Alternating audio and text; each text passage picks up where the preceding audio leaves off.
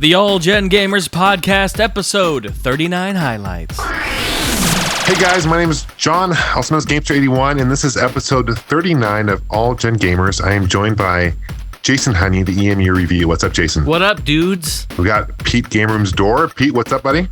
What's going on, guys? Johnny Millennium, also known as the Happy Console Gamer. Johnny, what's going down, buddy? Hey, what's going down, Gamester81? So we are joined by Steve Benway. And in case you guys don't know, Steve Benway has a YouTube channel, is also known Steve Benway.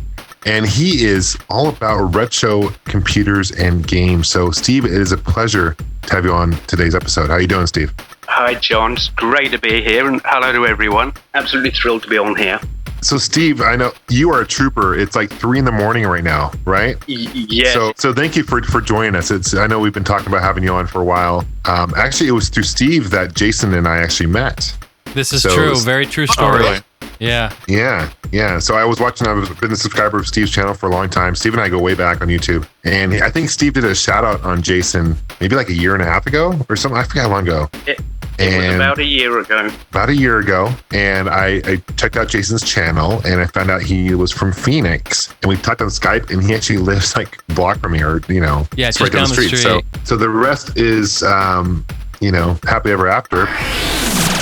You're one of the few channels out there that's gone pretty in-depth on some Gizmondo games. That's when I was looking into the system, they really helped me out. So if anybody's interested in the Gizmondo, definitely check out Steve's videos on that. But Steve, let's talk about your channel real quick. If you want to plug it real quick, kind of tell us what you review and all that good stuff. My channel is, it's Steve Benway. It's very imaginatively named.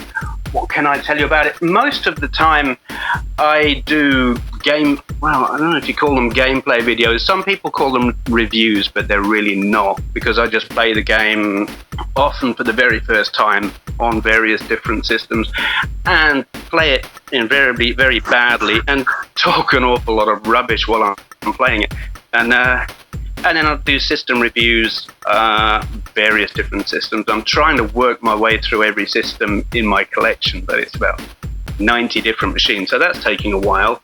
And every Friday I do what I call a Friday talkie, where I just sit and talk about whatever's on my mind at the time. And then I got into consoles, but kept using the Amiga. But I didn't start collecting until about 97, I think. I started seeing all the 8-bit systems and whatever coming up in car boot sales, which are like yard sales, I guess. They're generally in a car park or a field or something. Yeah, they'd start popping up. And I would just remember all these old systems that the lad in school had been talking about. It'd bring in all these computer magazines and talk about them. And I was so fascinated. I just remembered all this stuff. My Commodore PET, I got the 8032. I got that for £10 in a car boot sale, and that's silly money now. And that's how I got a lot of them. And that was where it started in about 97. I just realized, hey, this stuff is coming up all over the place. It's really interesting. It's really cheap. I'm going to buy some. And I kind of haven't stopped. This is cool, guys. It's www.commodoreusa.net. Okay. Commodore is back, and they're bringing back the retro Commodores computers. They have ones for the VIC-20. They have a Commodore 64, and it's modern day meets retro. So it's in the case of a retro, like it looks like a Commodore 64, but there's a Blu-ray player, there's DVD drive, there's all the USB ports. So it's a modern day computer, and it hooks up to your HD 1080p. It hooks up to your TV or a monitor. How cool is that, though, right? Pretty awesome. Let's see how much they cost. Hold on. Yeah. Look at the small print at the bottom of the page as well, where it tells you that the emulation software doesn't come with it yet because it's not ready. Uh-oh. Yeah. Wah, wah, wah. Cool, Steve. So what is your favorite? What is your favorite computer? Oh, easy. Can I take a guess? Because I think I know. Go on. The Amiga. Yes. But which one? The one you have the most games for.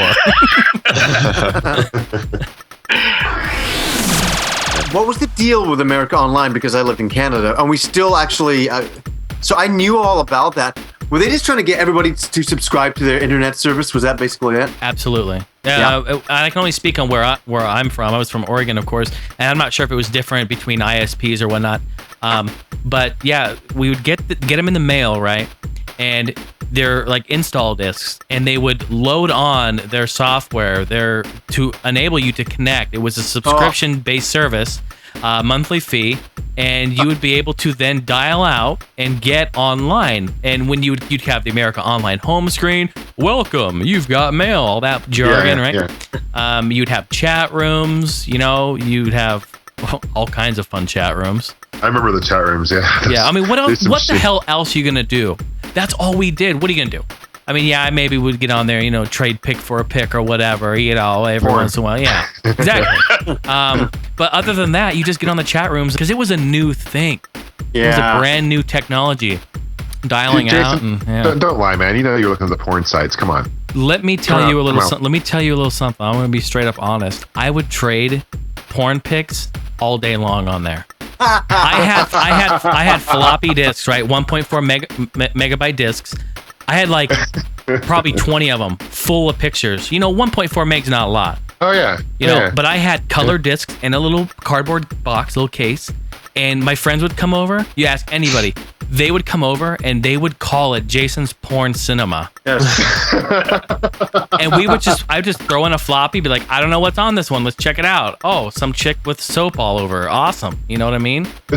That's funny. I like your honesty, Jason. I appreciate that, man. Dude, I was like 10 years old, whatever. Yeah. That's just the way that it was. It was a new technology. I couldn't believe that I could go into a chat room and, pick for a pick trade. Somebody would then send a file. I would get a notification like, you send first. No, you send first. No, you send first, and I'll send two. Okay, good. Oh my God, it was crazy. I appreciate that. Yeah, you know what? I can't wait to see the highlights of this. It's going to be retro, vintage computers, and porn. That's the title of the podcast right there. This is why All Gen Gamers is unique. Yeah, absolutely. Where can you get computers and porn? This podcast was created by retro video game collectors and YouTube show hosts Pete Dorr, Happy Console Gamer, Gamester81, and myself, Jason Heine. Make sure to follow along and subscribe to us on iTunes under the podcast section, All Gen Gamers. And if you want more information about this podcast, please visit www.allgengamers.com.